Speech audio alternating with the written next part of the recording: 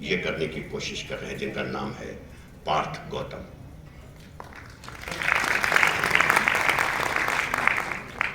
के युवाओं के साथ मुलाकात की है।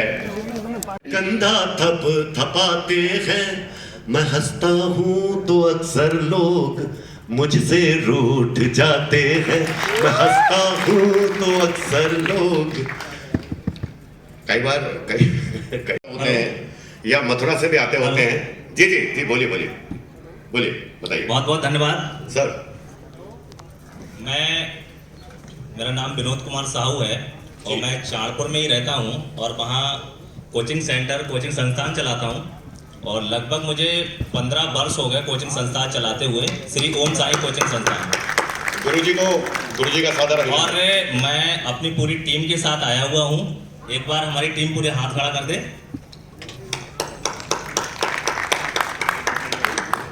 स्वागत। माइक मैंने पकड़ लिया है तो कोच से सुना दे रहा हूँ। हाँ हाँ सर, इरशाद इरशाद। स्वागत।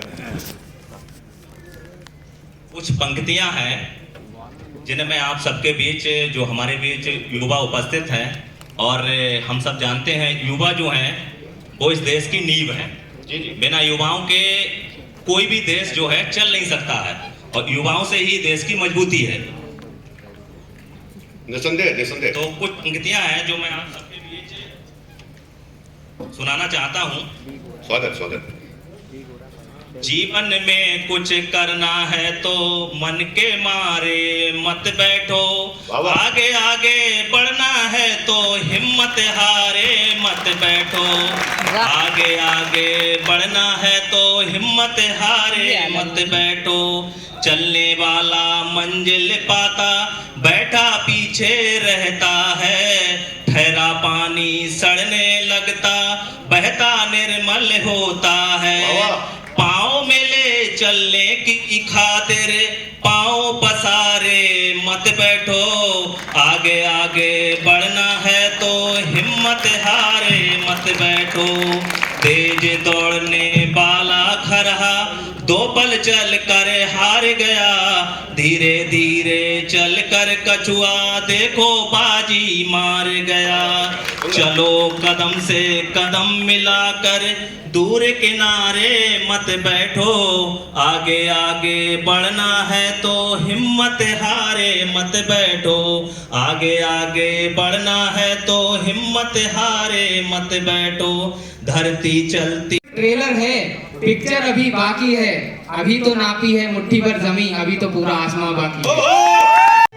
पार्थ फाउंडेशन युवा सेवक संघ के इस भव्य दिव्य आयोजन में हमारे बीच में पधार रहे हैं युवा श्री पार्थ गौतम जी और डॉक्टर दिनेश गौतम जी। 14 तालियों के साथ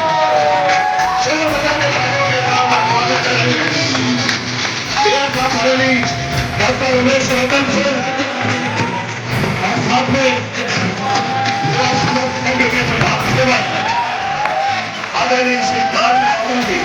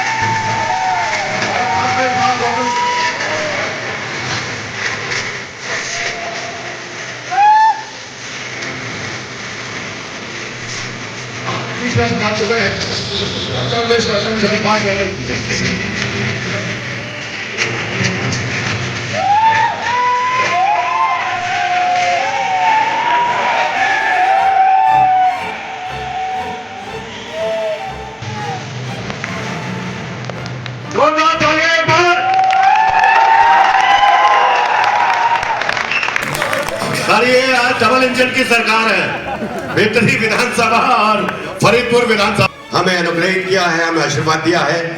ऐसे बरेली के यशस्वी लगातार दूसरी बार मेयर साहब डॉक्टर उमेश गौतम जी के लिए जोरदार तालियों के साथ स्वागत। गौतम जी का जोरदार तालियों के साथ स्वागत, अभिनंदन। हाँ, मैं यही कहने वाला था, जब पार्थ जी का नाम लिया जाए तो आपकी उम्र एक साथ है, एक जैसी है, तो युवा तो जब भी ताली बजाते हैं शोर मचा के ताली बजाते हैं। तो एक बार जोरदार शोर मचा के ताली।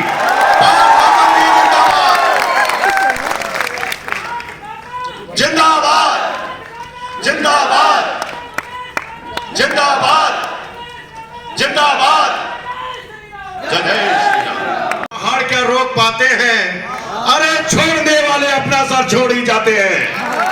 डॉक्टर उमेश गौतम साहब जिंदाबाद, पार्थ गौतम जी जिंदाबाद। आइए, अच्छा मैंने आपको दिखाया, बता दिया है कि वो जो बॉक्स आया उसको गोद में आपको ऐसे रखना है कि आपके हाथ खाली भी रहे, गोद में रखना है उसे, हाँ संभाल के, कोनी उस पर रहे लेकिन हाथ ऐसे रहे। के साथ दीप प्रज्वलित कर सर्व मंगल मांगल्ये शिवे सर्वार्थ साधिके शरण्ये त्र्यंबके गौरी नारायणी नमस्तुते। तालियां जोरदार।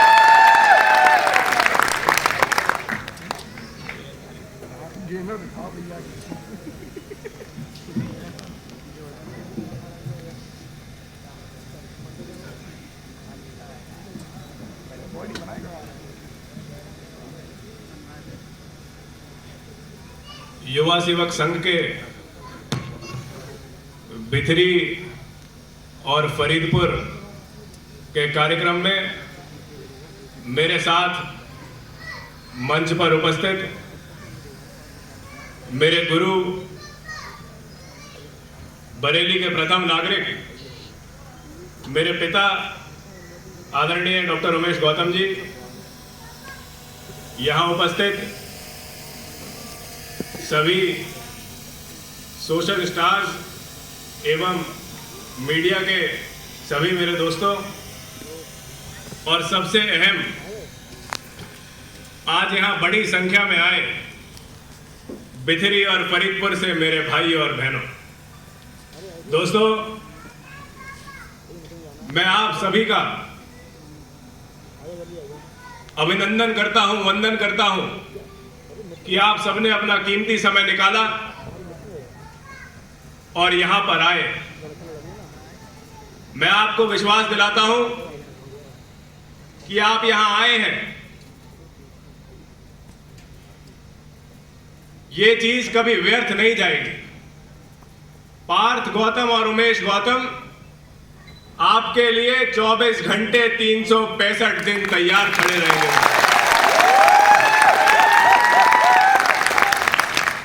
अभी जब मैं अपने ऑफिस से यहां आ रहा था तो ऐसे ही फेसबुक देख रहा था, तो मैंने फेसबुक पे सजेशन देखा, उसमें एक सज्जन का नाम था और उसके आगे लिखा था समाज सेवी। तो मुझे सेवी देख के, समाज सेवी देख के लगा कि देखना चाहिए भाई ऐसी क्या सेवा कर रहे हैं। तो मैंने प्रोफाइल खोली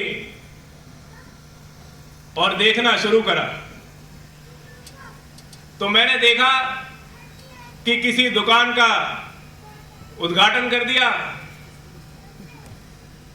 कभी पिक्चर हॉल में मूवी देखने पहुंच गए और लिखा हुआ है समाज सेवी। मैंने कहा ये कौन सा समाज सेवी है भाई? समाज सेवा करना क्या होता है ये अगर किसी को पूरे बरेली में बताया है तो वो उमेश गौतम ने बताया है कि समाज सेवा कैसे करी जाती है।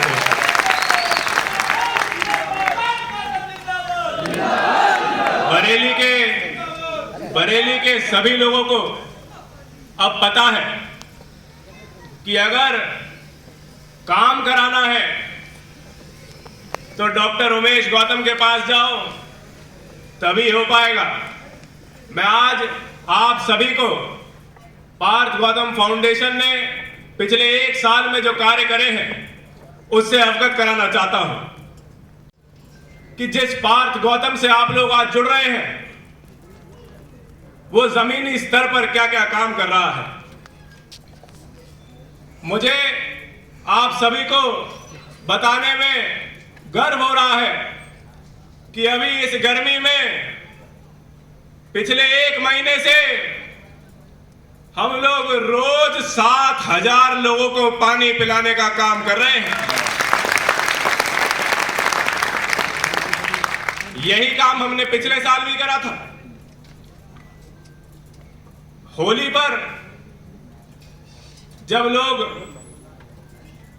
अपने घर पर अपने परिवार के साथ गुलाल लगाकर त्योहार मना रहे होते हैं, कोई ये नहीं सोचता कि ऐसे भी घर हैं, ऐसे भी लोग हैं जो शायद गुलाल भी नहीं खरीद पा रहे हैं। दोस्तों, कोई ये नहीं सोचता। अगर ये सोचने का काम किसी ने करा है, ऐसे घरों में जाकर होली मनाने का काम किसी ने करा है, तो वो आपके भाई पार्थ गौतम ने करा है दोस्तों, और किसी ने नहीं करा है।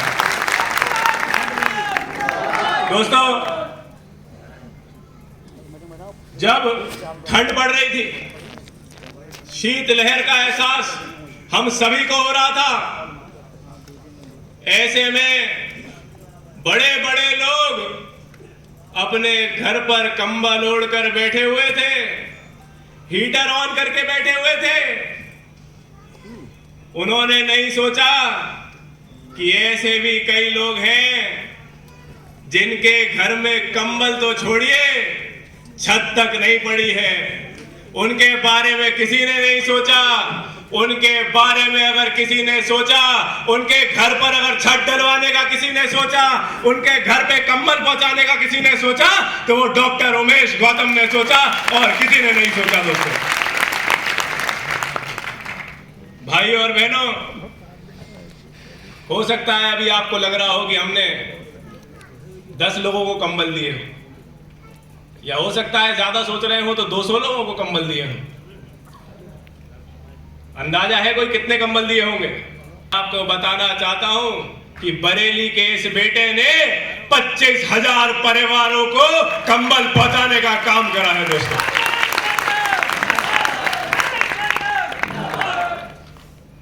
पर मैंने सोचा कि सिर्फ बरेली शहर और कैंट ही क्यों, हम लोग सेवा कर रहे हैं तो वो बिथरी और फरीदपुर में भी पहुंचनी चाहिए। लेकिन मैंने जब कुछ साल पहले देखा तो मैंने लोगों से पूछा भी कि क्या बिथरी और फरीदपुर में भी शुरू करना चाहिए। तो मुझे एक साहब बोले कि बिथरी और फरीदपुर में तो गुंडागर्दी की राजनीति चलती है, यहां पर सेवा से कुछ नहीं होगा। मैंने कहा इस समय को बदलेंगे, इस समय को बदलेंगे। अब आप लोग यहां उपस्थित हैं, ये समय बदल चुका है। अब बिथरी और फरीदपुर में भी सेवा ही होगी, तभी कोई आगे बढ़ेगा, वरना कोई आगे बढ़ेगा नहीं। दोस्तों, मैं आपको बताना चाहता हूं कि दिवाली पर घरों में सालों साल से झालर नहीं लगी होती। उन्होंने काफी टाइम से दिवाली पर मिठाई नहीं खाई होती, अपने घर पर पेंट नहीं कराया होता, क्योंकि दीवारें पक्की भी नहीं होती है। ऐसे घरों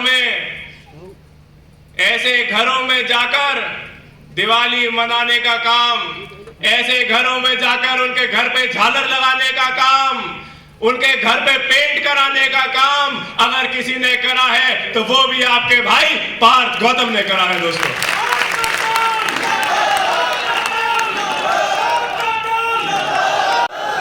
मैं आपको बताना चाहता हूं कि अब ये सेवाएं जो बरेली तक थी, ये सेवाएं अब बिथरी और फरीदपुर में भी आप सबको दिखने जा रही है। दोस्तों, अब आप लोगों के पास मेरा नंबर है, कभी भी कोई बात हो, लगे कि इस व्यक्ति को मेरी जरूरत है, तो पूरे हक से मुझे कॉल करिए, पूरे हक से मुझे आदेश दीजिए कि आपको इनके घर जाकर इनकी मदद करनी है। और मैं आपको वादा करता हूं, जहां जहां आप बोलोगे वहां वहां पार्थ गौतम चलेगा। ये मेरा वादा है दोस्तों।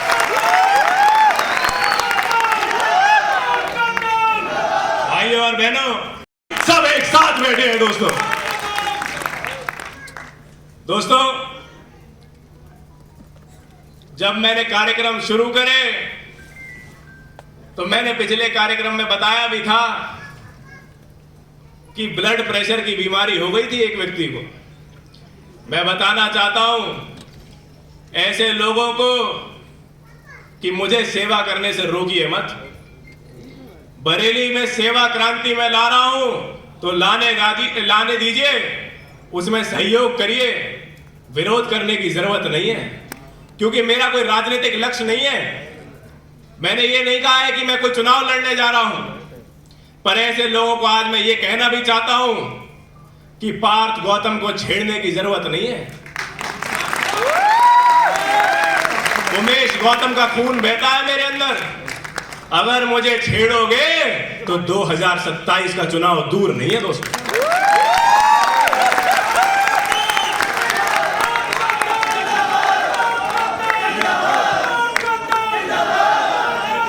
भाइयों और बहनों, मैं अभी कुछ समय पहले, एक पैसा नहीं लगेगा,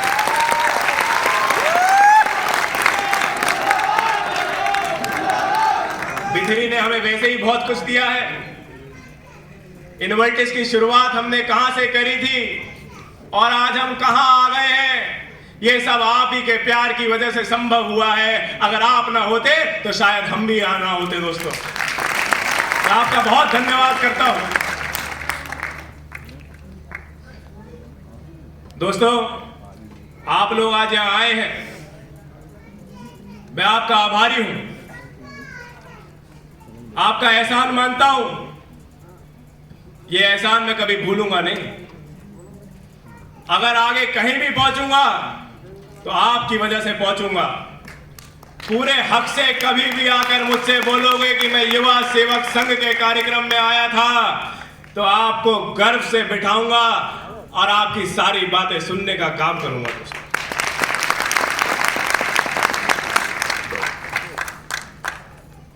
मैं आपको होली की एक बात और बताना चाहता हूं।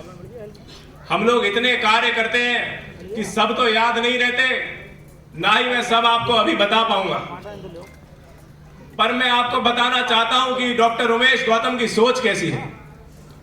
दोस्तों, होली पर एक साहब ने पूरे बरेली में अफवाह फैला दी कि उमेश गौतम के कार्यालय पहुंच जाओ, वहां साड़ियां बट रही हैं।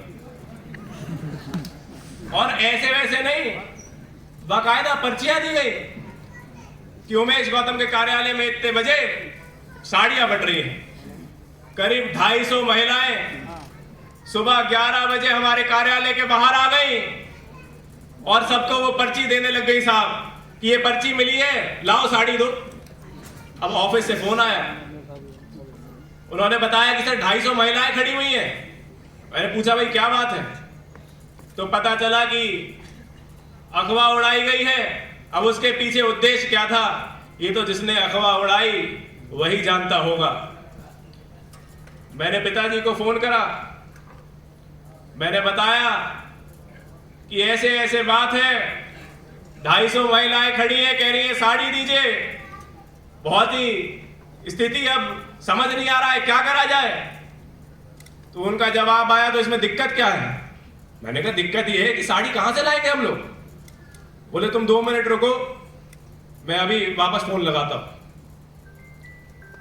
2 मिनट पूरे भी नहीं हुए थे, पिताजी का फोन आया।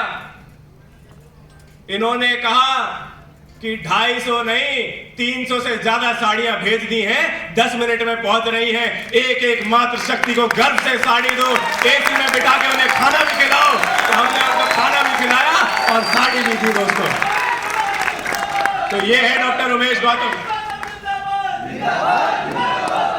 दोस्तों, हो सकता है सुनने में आसान लग रहा हो, पर 15 से 20 मिनट के अंदर अंदर 250 से 300 साड़ियां इकट्ठी करके उन सब लोगों को देना, खाना खिलाना बहुत कठिन होता है दोस्तों, बहुत कठिन होता है।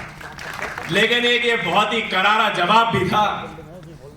जिसने छवि खराब करने की कोशिश करी थी, मुझे तो लगता है वो शायद कहीं चुल्लू भर पानी में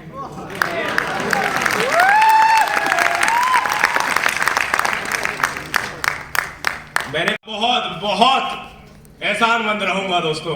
मैं एक बार चाहता हूं कि आप दोनों हाथ उठा लें, दोनों हाथ उठाकर मेरे साथ बोलिए, भारत माता की, भारत माता की, भारत माता की। आप सभी का बहुत धन्यवाद, आभार। जय हिंद, जय भारत। एक बार जोरदार तालियां भारत गौतम जी के लिए। अच्छा, जब कोई काम करता है उसी के विषय में तो बात होती है। कोई कहता है कि ज्यादा कर रहे हैं, कोई कहता है कम कर रहे हैं। डॉक्टर उमेश गौतम जी, जोरदार तालियों के साथ स्वागत हमारे मुख्य अतिथि महोदय।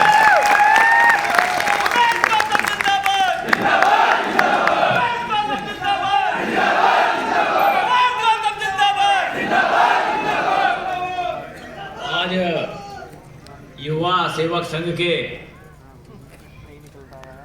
फरीदपुर और बिथरी विधानसभा के इस कार्यक्रम में उपस्थित युवा सेवक संघ के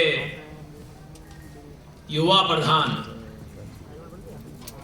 और मेरे सुपुत्र ऐसे आदरणीय पार्थ गौतम जी, यहाँ उपस्थित दोनों विधानसभाओं से पधारे हुए मेरे भाइयों और बहनों, पत्रकार बंधुओं, छायाकार बंधुओं और मेरे सोशल स्टार्स, सर्वप्रथम तो मैं आप सबका हृदय से स्वागत करता हूं। आपका हार्दिक स्वागत और अभिनंदन करता हूं कि आप लोगों ने युवा सेवक संघ का सदस्य बनना स्वीकार किया है। हजारों हजार लोगों को बुला सकते थे, शायद पंडाल भी छोटे पड़ जाते, इतने लोगों को बुलाया जा सकता था, लेकिन एक भी पदाधिकारी और एक भी पार्टी का व्यक्ति हम लोगों ने यहां नहीं बुलाया। और उसका एक ही कारण है कि हम लोग उन लोगों को जोड़ना चाहते हैं जिनके मन में, जिनके दिल में समाज सेवा जुड़ी है। दोस्तों, अभी पार्थ बता रहे थे कि समाज सेवी कहलाते हैं बहुत सारे लोग,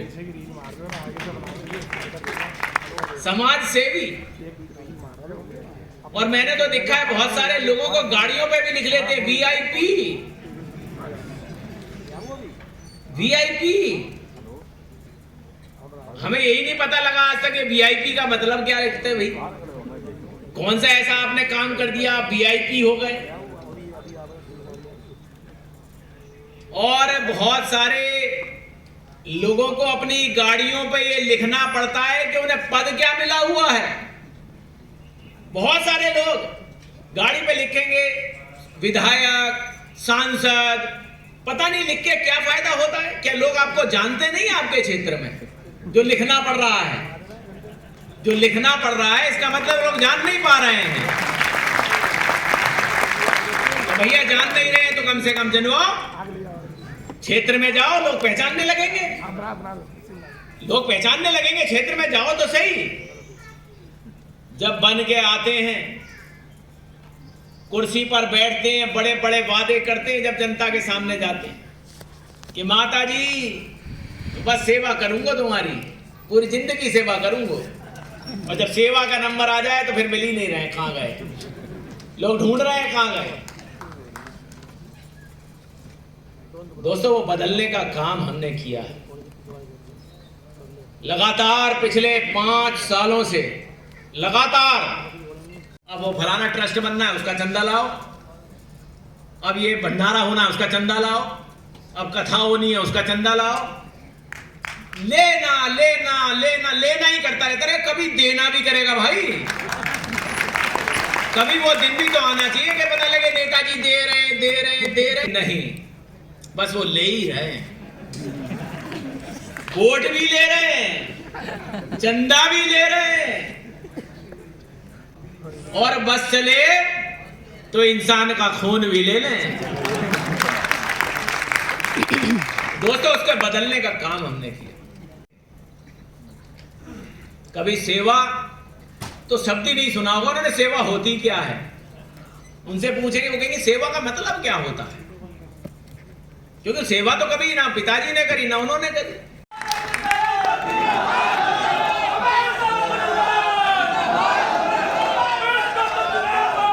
तो ऐसी चारों जगह, और इसके अलावा जहां हमारे मजदूर भाई अधिसंख्य में पहुंचते हैं, वहां पर चाय लगाई गई तो लोग सोच रहे थे, जैसे जो विरोधी होते हैं ना उन्हें बड़ा मजा आता है, तो उन्होंने अपने चेले भेजे, बोले जाओ देखो ठंडी चाय होगी और देखो चाय कैसी मिल रही है। तो जो चाय चेक करने गए थे वो 1 महीने तक रोज वहां चाय पीते थे, बोले इतनी बढ़िया घर में नहीं मिल रही। जो चेक करने गए थे वो कह रहे हैं नेताजी ऐसी चाय तो हमारे घर में भी ना मिल रही, बड़ा अदरक पड़ा हुआ है। तो दोस्तों, लोगों को उसमें भी चक्कर आ गए। तो ऐसे लोगों ने 3000 रोज चाय पीना, 3000। कह देना किसी नेताजी से, कहना ये अपने आप ही लगवा दो, अपने क्षेत्र में भी 2-4 जगह लगवा दो। ऐसे 3000 लोग रोज चाय पीते थे और लगभग 2 महीने तक चाय पीने का काम किया। दोस्तों, सेवा दिल से निकलती है, सेवा कहने से नहीं आती, सेवा भाव दिल से निकलना चाहिए। जनता के बीच में, जनता के बीच में सिर्फ नेता बनना ही काम नहीं, एक सच्चा सेवक भी बनना चाहिए, एक सच्चा सेवक बनकर भी आगे आना चाहिए। मैंने देखा है गरीबों के यहां, मैंने जरूरतमंदों के यहां देखा है भाई साहब, जो जरूरतमंद होते हैं, यानी कि भगवान ने हो सकता है उन्हें 2 कमरे का मकान दे रखा हो, लेकिन जब उनके घर में कोई बुजुर्ग बीमार होता है तो वो बुजुर्ग सिर्फ बीमार ही रहता है। वो कहता है कि अब मुझे हॉस्पिटल मत ले जाओ, आयुष्मान कार्ड नहीं है मेरे पास। तब वो कहता है कि जितनी भगवान ने लिख दी, जितनी ऊपर वाले ने लिख दी उतनी ही ठीक है, क्योंकि अगर हॉस्पिटल ले गए तो जो बचा हुआ है वो भी बिक जाएगा, तो जितनी लिखी है उतने में ही मैं चले जाऊंगा। क्या लगता है दोस्तों, उन्हें इलाज का अधिकार नहीं होना चाहिए? क्या उनको इलाज नहीं मिलना चाहिए? सिर्फ इसलिए कि वो गरीब हैं, वो जरूरतमंद हैं, वो आयुष्मान कार्ड की श्रेणी में नहीं आ पा रहे हैं, तो क्या उनको इलाज नहीं होना चाहिए? आप सब लोग ये जाने जाएं, इसके लिए हमने ये व्यवस्था की है। आपके पास सब डिब्बे आपके सामने रखे हैं, मैं चाहता हूं उन डिब्बों को खोलने का काम शुरू किया जाए। लोग तैयार होंगे, अभी चल के पहले पटका पहन लो।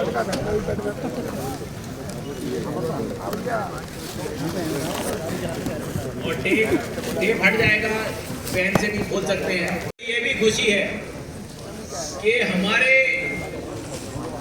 इस युवा सेवक संघ जो पार्थ वतन द्वारा,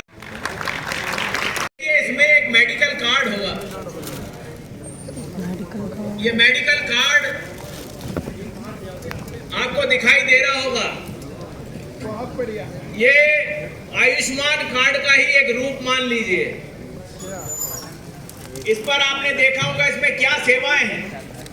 तो अस्पताल जाते हैं तो सबसे पहले डॉक्टर लेता है ओपीडी के चार्ज, लाइए साहब। डॉक्टर तब देखेगा जब पहले 500 रुपए की रसीद कटेगी। बड़ा डॉक्टर तो तभी देख पाएगा 500 से लेके 1000 रुपए तक की जहां भी उसकी फीस है।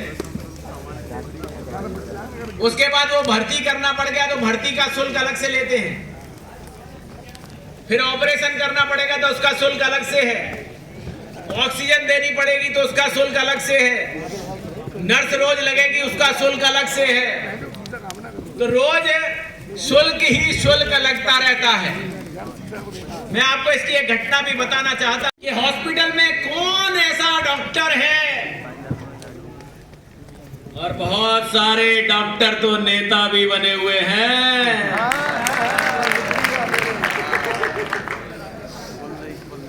और बहुत सारे समाज सेवी भी हैं।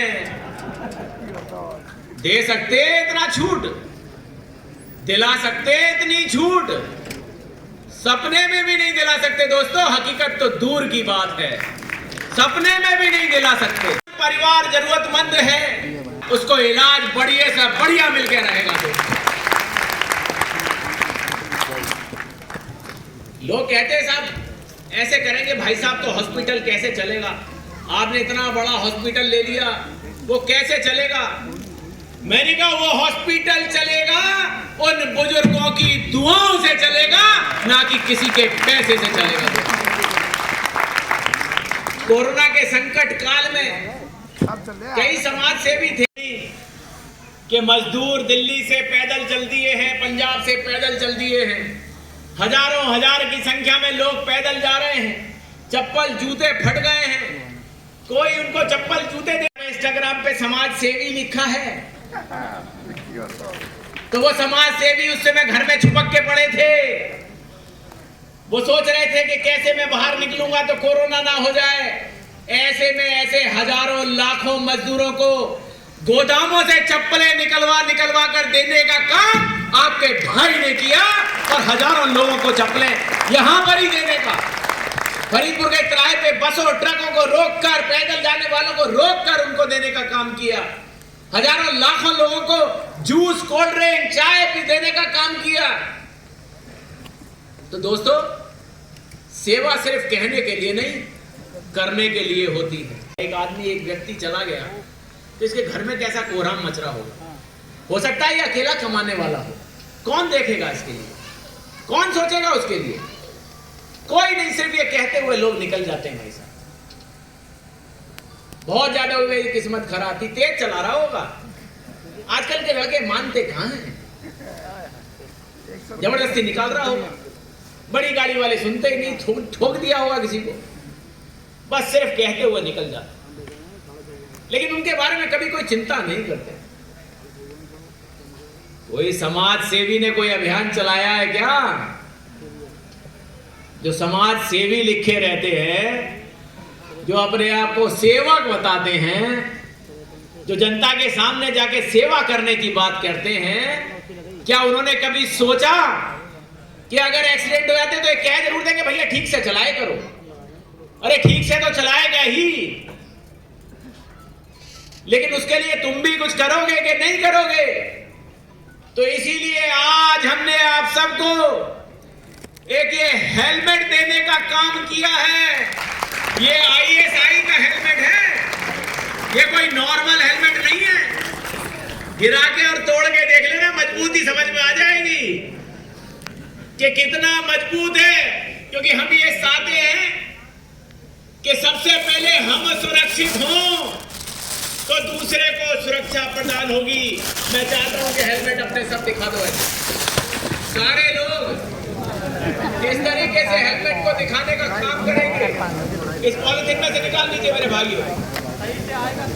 भाइयों, पॉलिथीन हटा लीजिए। सारे लोग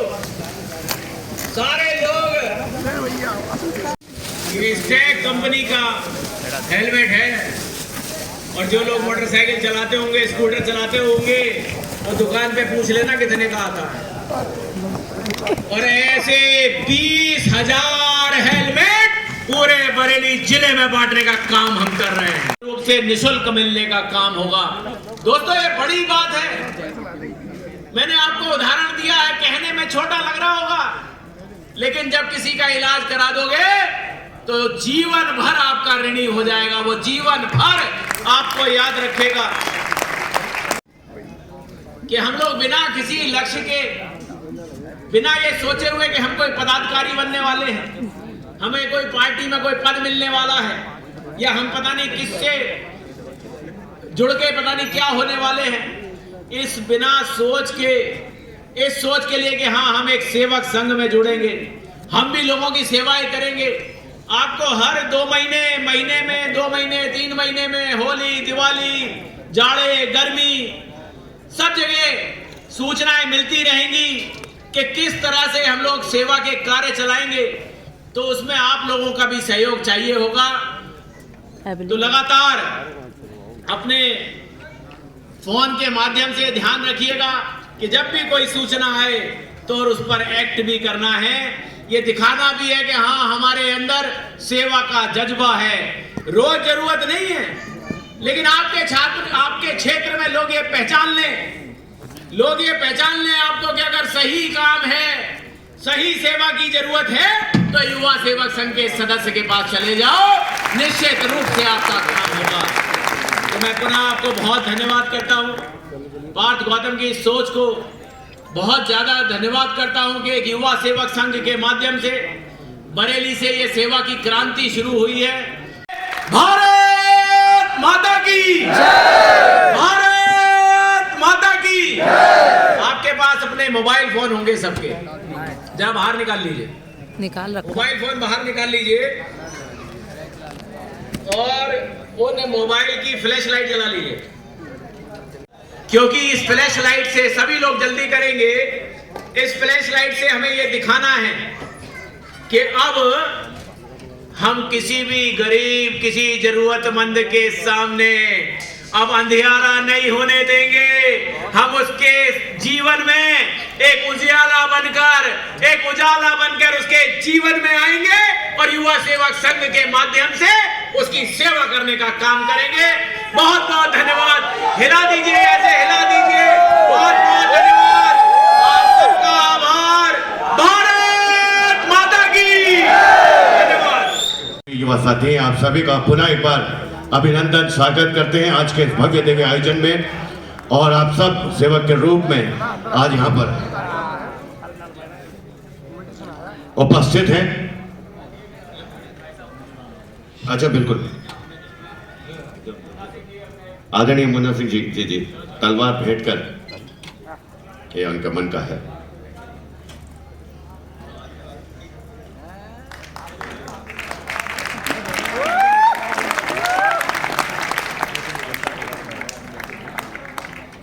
जिंदाबाद जिंदाबाद जिंदाबाद जिंदाबाद। पगड़ी बांधकर स्वागत गौतम जी, पार्थ गौतम जी, युवा सेवक संघ के तत्वाधान में आज की भव्य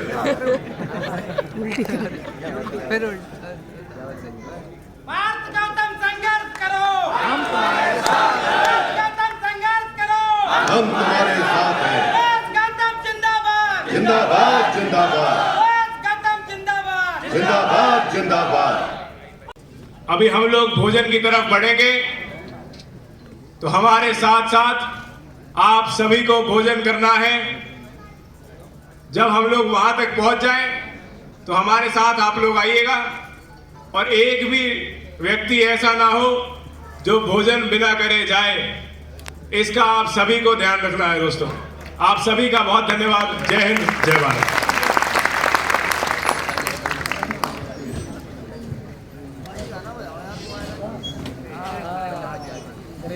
अभी आप लोग अपने स्थान पे रहेंगे। भारत माता की, दोनों हाथ उठा के लगाएंगे एक बार। भारत माता की, भारत माता की, भारत माता की।